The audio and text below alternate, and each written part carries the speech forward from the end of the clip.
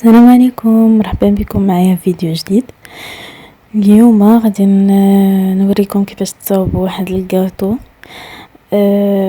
كاطو ديال عيد ميلاد او حلوه ديال عيد ميلاد او لا ديال اللي تقدروا ديروها في اي مناسبه. كتجي زوينه بزاف، كتجي لذيذه وكتجي غزاله لا في الشكل ديالها ولا في المذاق ديالها. كتجي بحال الحلويات اللي كتكومونديو من على برا. انا غنوريكم وحده اللي هي سهله وزوينه، كتجي خفيفه حتى ما كتقلش. خليكم معايا. بالنسبه للمقادير، عندي هنايا 5 ديال البيضات، كنفرق البيض بوحدو والصفر بوحديتو. عندي كاس ديال دانون، كتختاروا النكهه اللي بغيتو. عندي هنا الفاني، عندي هنايا كاس ديال السكر، نص كاس ديال الزيت، عندي هنا 2 ديال خنيشات ديال السكر فانيلا اللي ديال 7 غرام، وهنا 3 ديال الخنشات ديال الخميره الحلوه ديال 7 غرام، وهنا عندي 2 كيسان ديال الطحين مع 2 معالق كبار ديال الكاكاو. بالنسبه للقياس، كتعبروا بنفس الكيسان اللي عبرتوا بهم السكر والزيت وداكشي ديالكم. في الاول غادي نبداو. عندي هاد البيض دايره فيه واحد القبيصه ديال الملحه. بالنسبه في الاول غادي نبداو بصفر البيض، غنديرو معاه كاس ديال السكر والسكر فانيلا، وغادي نبداو كنخلطوه حتى يتضاعف الحجم ديالو وغادي يبيض لينا. ملي نخلطو نرجع لكم ونوريكم النتيجه ديالو كيفاش غتكون. كيف ما شفتوا ضاعف الحجم ديالو وبيض لينا. غادي نبداو تنضيفو شويه بشويه الزيت وتنخلطو في نفس الوقت. من بعد ما زدنا الزيت غادي نديرو موراه دانون،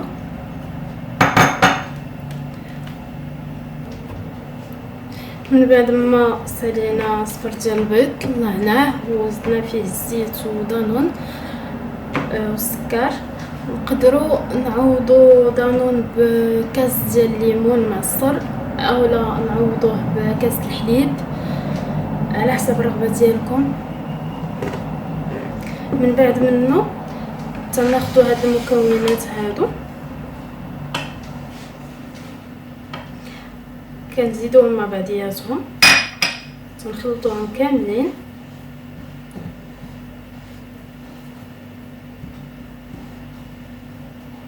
وتنخليوهم على جنب. كنطلعوا هاد البيض ديالنا كنطلعوه حتى كيولي لنا بحال الثلج. بالنسبه لي ما كيطلع لهمش، ما خاصش يكون فيه نهائيا الصفر ديال البيض، يعني خاص يكون غير البيض بوحدو. حتى من الباتور ديالنا اولا الفوه ولا باش غادي تطلعوه، من الاحسن ما يكونش فيه حتى شي ماده دهنيه، يعني يكون مغسول مزيان منظف مزيان وراه تيطلع لكم. انا نطلعو ونرجع لكم. كيف ما شفتوا هو طلع لنا البيض ديالنا اللي كيولي بحال الثلج. كنشدو الصفر اللي طلعنا، تنديرو معلقه ديال البيض ومعلقه ديال هذا الخليط اللي فيه الطحين والخميره الحلوه والكاكاو، وكنبقاو كنخلطوهم بشويه باش ما تنهبطوش البيض ديال البيض ديالنا. كنبقاو غاديين معاهم بشويه من تحت للفوق. حنا غاديين بنفس الطريقه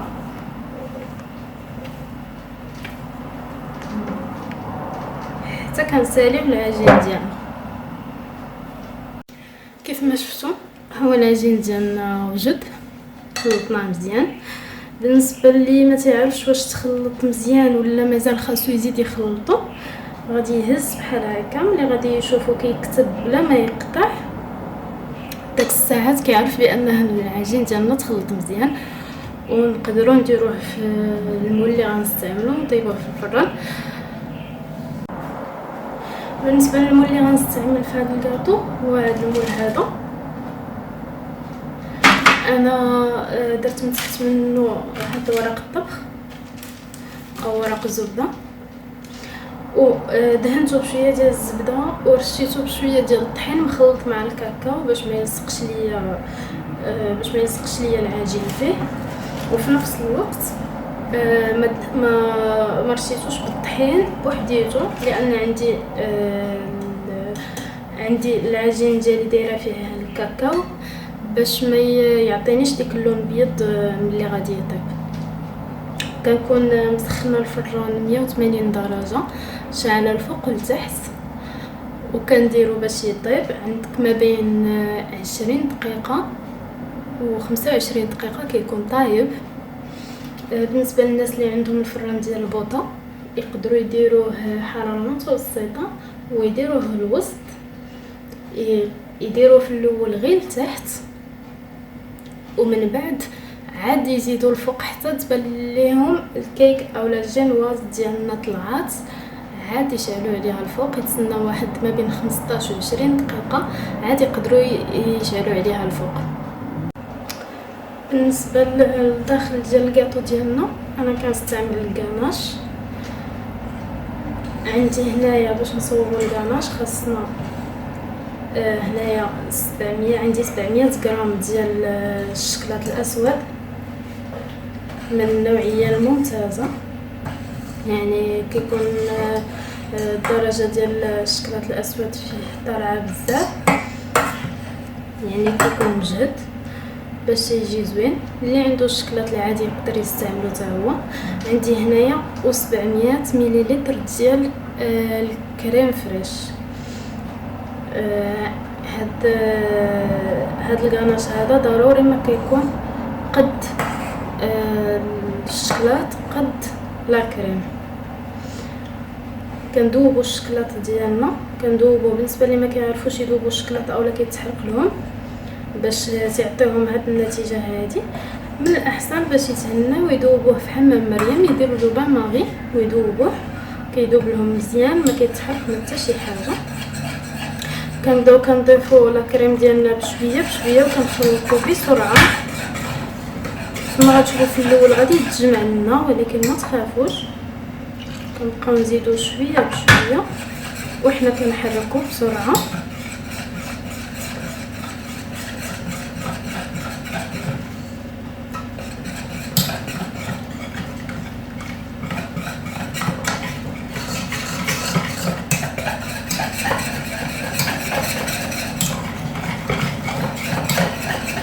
كيف ما شفتوا حنا كنبقاو حتى كنساليو الكميه ديالنا.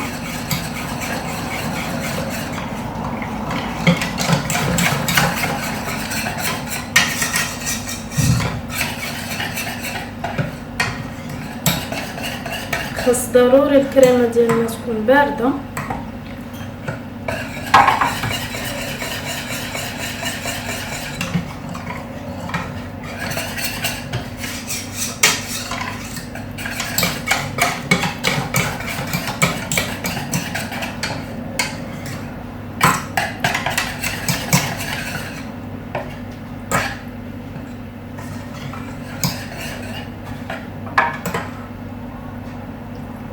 تنبقاو تنكملوا على هاد العمليه حتى كنساليو الكريم ديالنا. كيف ما شفتوا هي طابت لينا الكيكه ديالنا، طابت كتجي زوينه بزاف. كيف ما شفتوا كتطلع لنا مزيان وتتجي تم الداخل بحال شي بونجا، كتجي زوينه. في نفس الوقت تنخليوها ترتاح لمده ديال واحد ثلث ساعه. من الاحسن نديروها في المجمد باش كنقدروا اننا نتحكموا فيها، لان في الكاطو ملي كنجيو نمونطيوه من الاحسن ان الكيك ديالنا يكون بارد تماما باش نقدروا نمونطيوه فرحتنا، ما يبقاش كيتفرتت لينا وفي نفس الوقت كيعطينا الضوء. على ما يبرد لينا الكاناش ديالنا وحتى الكيك ديالنا اولا الجينواز ديالنا تتبرد، كنصاوبوا البخاليني. بالنسبه للبخاليني تقدروا تلقاوه في المحلات اللي مختصين تيبيعوا المواد ديال الحلويات وداكشي، تقدروا تصاوبوهم في الدار. انا صوبته في الدار. غندير لكم ان شاء الله فيديو خاص بالبخاليني كيفاش تصوبوه، الطريقه اللي غينجح لكم بها وغيجي بهذا الشكل هذا. عندنا الفويتين هو اللي كيجي مقرمش في الحلويات، الحلويات اللي كتاخذوا من المخابز ومن المحلات المختصه بهم، هذا هو اللي كيجي مقرمش، كيتباع عند المحلات اللي مختصين بالحلويات. هذا كيبقى اختياري في الكاطو ديالنا، انا كيعجبني نستعمله. كناخذوا القدر اللي غادي نحتاجو،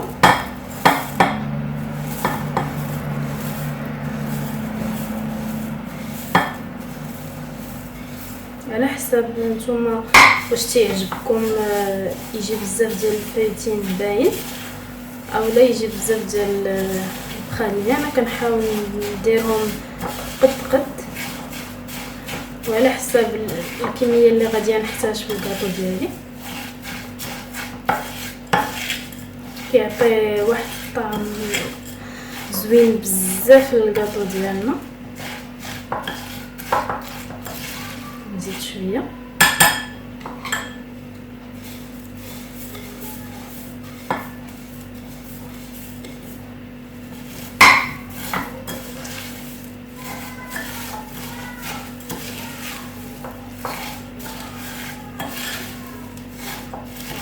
تقدروا تسخنوا عليه وتكتفيو غير بالكاناش بوحديتو. انا كيعجبني نديرو قبل ما ندير الكاناش، كيعطينا داك القرمشه في الكاطو ديالنا. صافي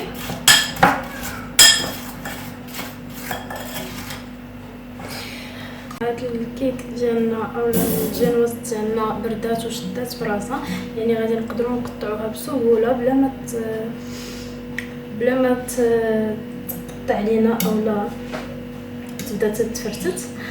انا عندي غادي نقسمها على 3. كاينين الناس اللي كيقسموها هكا بالموس، وكاينين اللي كيقسموها بالخيط، يعني كل واحد كيبقى على حسب الطريقه اللي كيرتاح فيها. كنحاولوا اننا نعبروها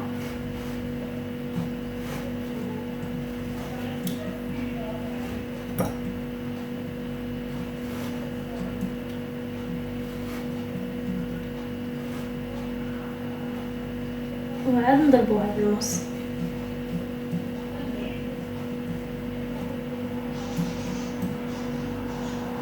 كنحاولوا نمشيو في الخط اللي درنا،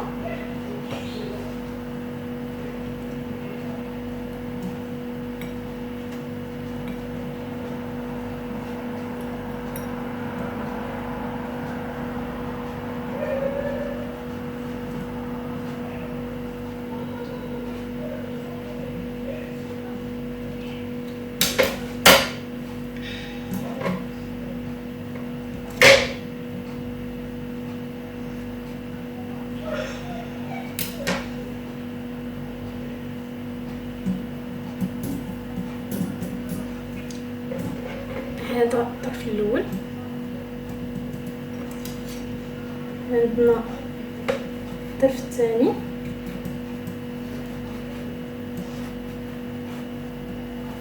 نحاولوا حتى هو نديروا له نفس الطريقه.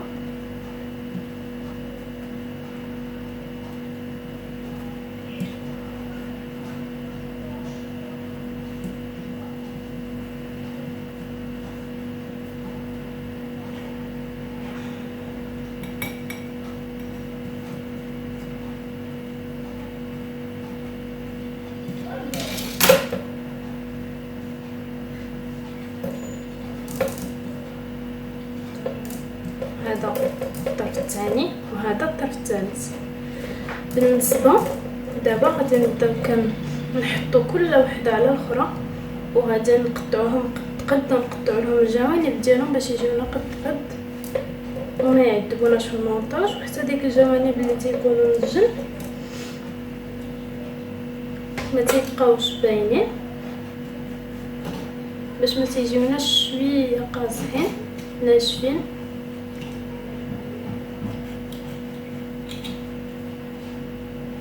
كنحاولوا نمشيو معاهم قد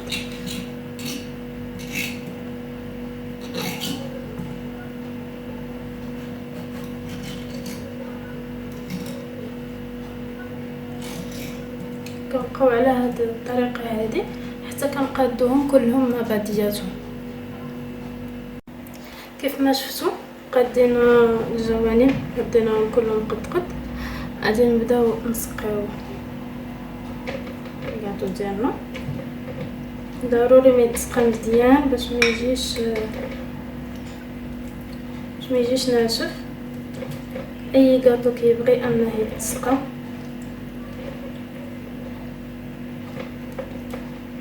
انا وجدت واحد السيرو، كيف ما كتعرفوا كاملين السيرو كيتصاوب بالماء والسكر وكديروا فيه النكهه اللي بغيتو. انا درت فيه النكهه ديال القهوه لان كتماشى مزيان مع الشكلاط. من بعد ما سقينا الكاطو ديالنا غنديروا واحد لاكوش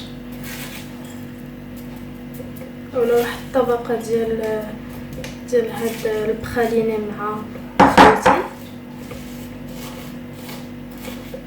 كيجي زوين بزاف. كيف ما كتسمعوا كيكون مقرمش.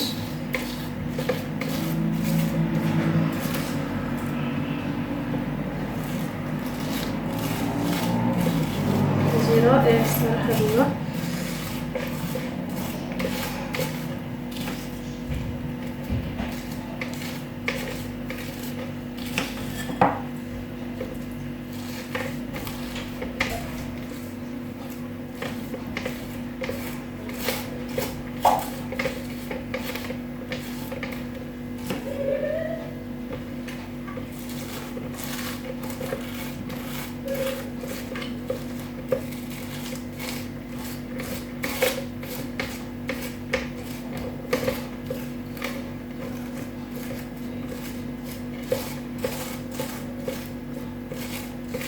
كنديروا الطبقه ديالنا ديالو.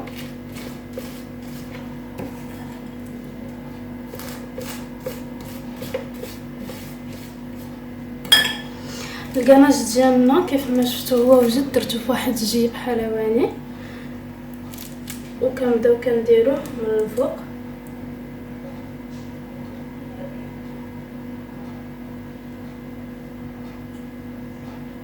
انا قطعته رقيق، نزيد نقطع شويه.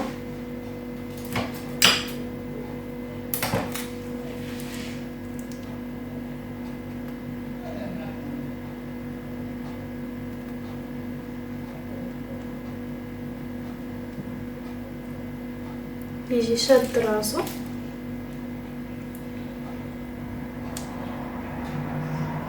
كنكملو على هاد الطريقه.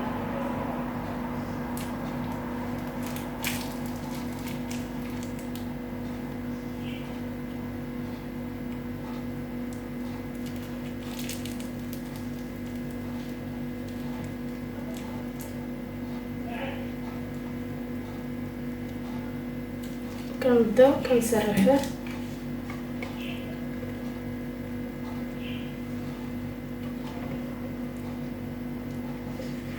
من بعد ما سرحنا الطبقه الاولى. يعني هاد الطبقه هادي كتجي فيها هاد الكروكون، هاد الطبقه المقرمشه بالخلينه والفايتين. من فوق منها كنديروا الكاناج وكنعاودو تنديروا طبقه واحده اخرى وحنا غاديين حتى كنساليوه وندوزو للمرحله الاخيره ان شاء الله. كيف ما شفتوا انا ساليت الطبقات ديالي كاملين. تبقى الاخرى ما تنديرش الفيتين بخليلي، هذاك تبقى المقرمشه ما تنديرهاش، تندير غير شويه ديال الكاناش، كنسرحو شويه من الفوق وشويه من الجوانب وتندخلها المجمد واحد ربع ساعه على ما تنشد في راسها. كيف ما شفتوا راه شاده في راسها. وكنبدا كندير الطبقه الاخيره اللي غادي تعطيني النتيجه الاخيره.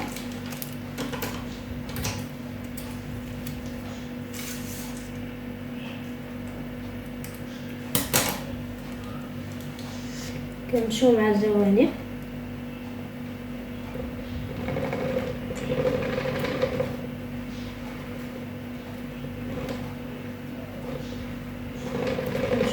كنحاولوا اننا نمشيو معاهم كاملين.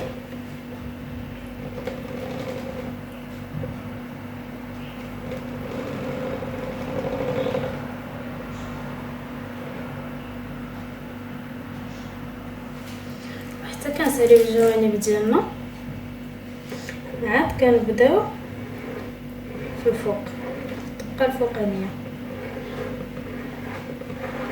تنحاولوا اننا نقادوهم مزيان، وإلا ناقصنا كنزيدو.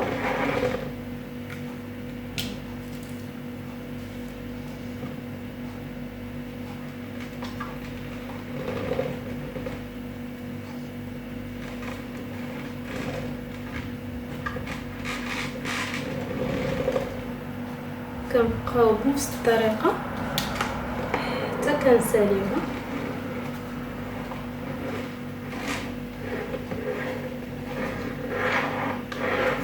بالنسبه للكاناش ديالنا اللي صوبنا، كتقدروا انكم تعوضوه لا كريم فريش بالحليب.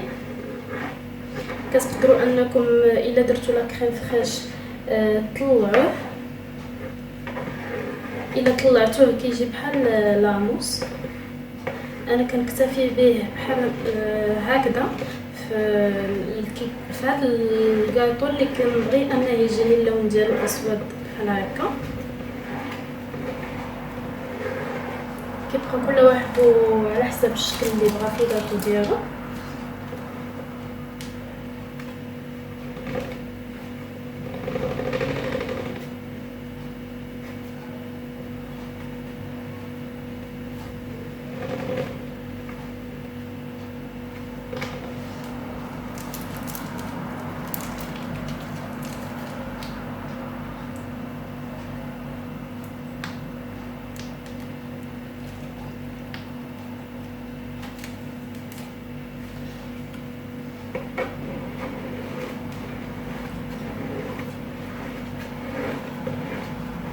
كنبقاو غاديين معاه بنفس الطريقه حتى كنشوفوا بلي السطح ديالنا ولا مقاد. عاد كنحبسو، من بعد تندوزو للطبقه الفوقانيه.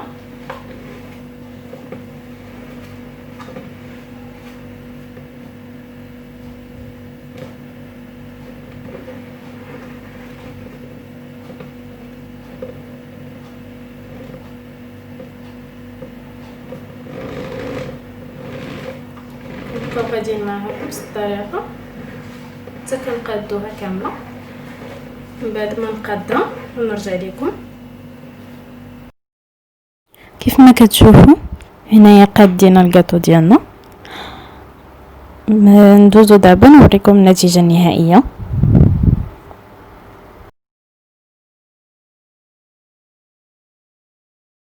كيف ما شفتوا كتجي غزاله، لا في الشكل ديالها ولا في المذاق ديالها. خاصكم تجربوها، يعني ما فيهاش شي حاجه اللي صعيبه، وخاص غير شي شويه ديال التركيز وكتصدق.